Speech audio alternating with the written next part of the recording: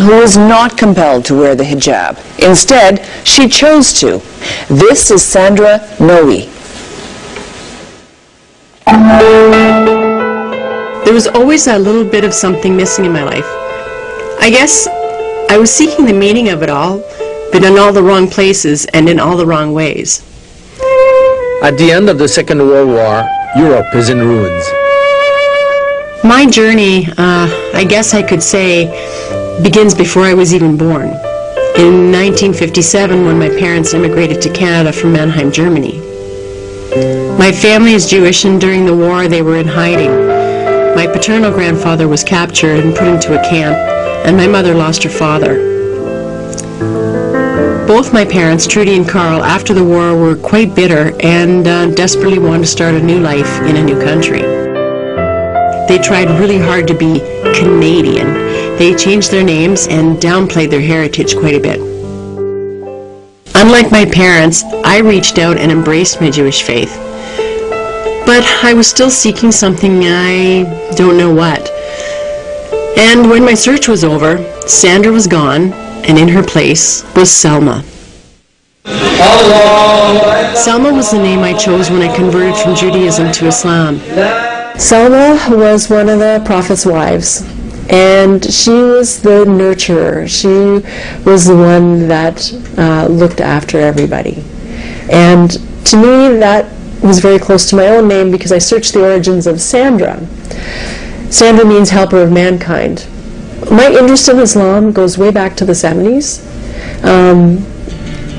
I was probably about 13 when I heard that Cat Stevens had converted to Islam and was now known as Yusuf Islam. And I found that so fascinating and wanted to know about Islam.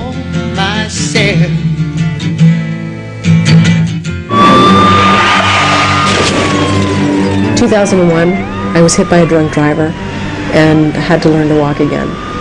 And as my car was flying through the air, I was totally awake, thinking, okay, is this how I'm going to die? At the time that the accident happened, I was in a position in my life where I really didn't know what I wanted to do with the rest of my life.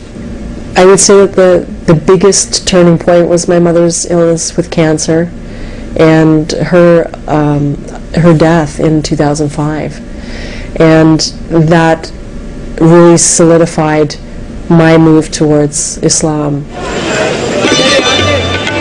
I went to India in 2005, 2 weeks after my mother's death.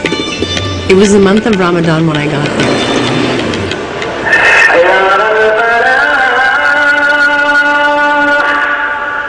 My first night there, the adhan went off at 5 in the morning, and I was so overwhelmed by the power of the sound of the adhan that I was actually terrified. I went to the window, I stood there listening, and there came over me a feeling of complete happiness and peace and belonging. That was the moment that made me take that leap of faith. The Shahada is the affirmation one makes when they convert to Islam. And it is very simple. It's just the affirmation that there is only one God and no other God. And that's what you believe in. As I understand, Sister Salma, you did some studies prior to this moment about Islam. And what always fascinated me were the similarities between Judaism and Islam. And I just found that the connection between the two was so very powerful. The beginning of your step towards Islam by declaring your faith and speaking the following two sentences, which is to bear witness that there is no God but Allah, and to bear witness that Muhammad is his messenger. Without any further delay, we will go ahead and ask Allah subhanahu wa ta'ala for his blessing in that blessed moment that we are witnessing, all of us. Allah, Allah, Allah. Ashhadu an la ilaha illa Allah wa ashhadu anna Muhammadan Rasulullah. I bear witness I bear witness that there is no God that there is no God but Allah, but Allah, and I bear witness and I bear witness that Muhammad that Muhammad is his messenger. is his messenger. Sallallahu alayhi wa sallam. Sallallahu alayhi wa sallam. Mubarak. Alhamdulillah. Takbir. Allahu Akbar. Alhamdulillah Rabbil Alameen. It was really awkward having to tell my friends and my family. I mean, there's no way of saying that I had moved away from Judaism to become a Muslim. Alhamdulillah Rabbil Alameen. When I started to wear hijab, apart from being terribly nervous for the first 4 weeks, was how much better I became at thinking about my words and thinking about my reactions to others. I'm constantly amazed at how people react to the veil. I just don't get what the big deal is. I guess the problem is that people in North America perceive a veiled woman as oppressed and subservient. Maybe in some countries or in some regimes that might be true, but not here in Canada. Here we have the freedom to choose, and I chose to do this. What they don't understand is that it is a requirement for women to veil, to cover themselves. It says so in the Quran. I really like wearing this one, and I'm so glad that I've gotten better at putting this on. You know, I can't even imagine going out in public without it on. So tomorrow, I'm going to wear my hijab to work for the first time. I'm a little bit nervous.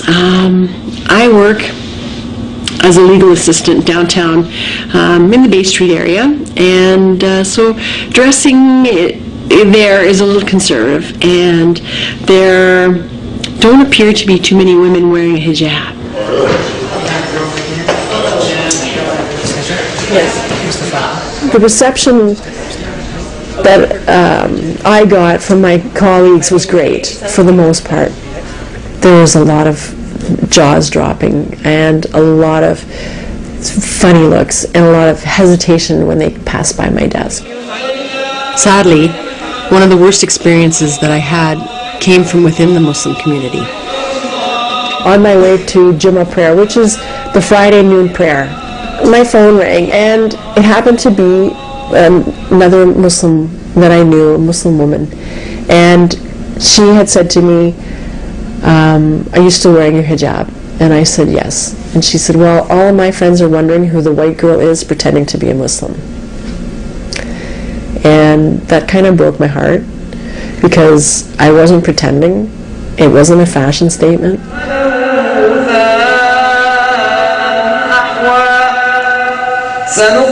People always assume that because I'm North American and I am a convert to Islam, that I'm making a political statement. And I think it's more about making a statement of who I am in life. I'm a Muslim. And I chose to wear hijab, no different than a Jewish man wearing a yarmulke. One of the myths that people have is where they see a North American woman who has converted to Islam. They automatically assume if she's married, she must have done it for her husband, because that's the only way to do it. And, you know, wonderfully enough, it's not. Walnuts? Dates? I was a Muslim woman wearing the veil much before I met my partner. My partner, Sheikh Jamal Zahabi, came to Canada from Lebanon in the 80s. He's an imam at the Meadowvale Islamic Center. I knew of him, but it wasn't until mutual friends introduced us that we found out how much we had in common. My son Colin, who is now 23, hasn't met his new family as yet, but he's really excited and supportive. Initially, he wasn't so sure about it, probably because it was a lot to deal with at the time, but he's okay now. Growing up, we moved around a lot. and most of my memories were from growing up on a farm. We were quite isolated and only had each other for company. My teen years were very challenging. It's not that I was just rebellious, I was just unhappy. I couldn't stand being at home, so at 17 I left.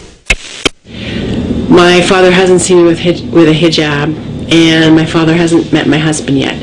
So we are going as a family, and I'm a little bit nervous. I'm not sure what my dad's going to say. I'm not sure how he's going to react.